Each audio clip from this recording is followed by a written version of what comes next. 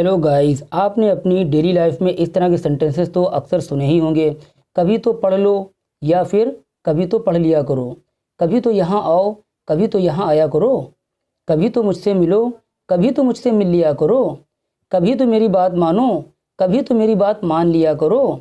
तो गाइस, इसी तरह के सेंटेंसेस आज मैं आपको कराने वाला हूँ। अगर आपने अभी तक मेरे चैनल को सब्सक्राइब नहीं किया है और आप इंग्लिश सीखने के लिए सीरियस हैं तो आप तुरंत मेरे चैनल ई टॉपर्स को सब्सक्राइब कर लीजिए, क्योंकि हम सिखाते हैं आपको इंग्लिश बोलने का सबसे आसान तरीका।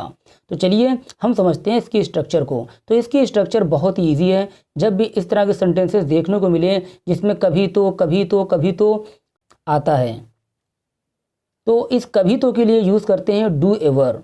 यानी कि इस तरह के सेंटेंसेस को हम डू एवर से स्टार्ट करेंगे और उसके बाद वर्ब की फर्स्ट फॉर्म का यूज़ करना है और उसके बाद एटसेट्रा, यानी कि जो कुछ रह जाए।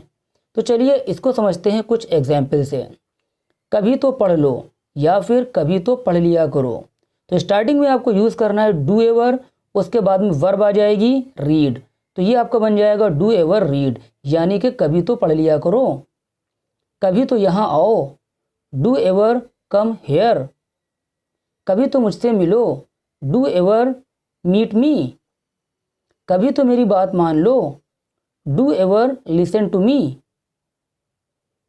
कभी तो मेरे घर आओ, do ever come to my home. कभी तो मुझसे बात कर लिया करो, do ever talk to me. कभी तो मुझे सच बता दिया करो, do ever tell me the truth. कभी तो फिल्म देख लिया करो, डू एवर वॉच मूवी। चलिए गाइस, अब एक सेंटेंस आपके लिए, कभी तो हंस लिया करो। इसका ट्रांसलेशन कमेंट्स बॉक्स में करके बताइएगा, और अगर किसी चीज़ की प्रॉब्लम हो तो आप लोग कमेंट्स बॉक्स में कमेंट करके पूछ सकते हैं। वीडियो अगर पसंद आई हो तो लाइक और शेयर करना मत भूलिएगा।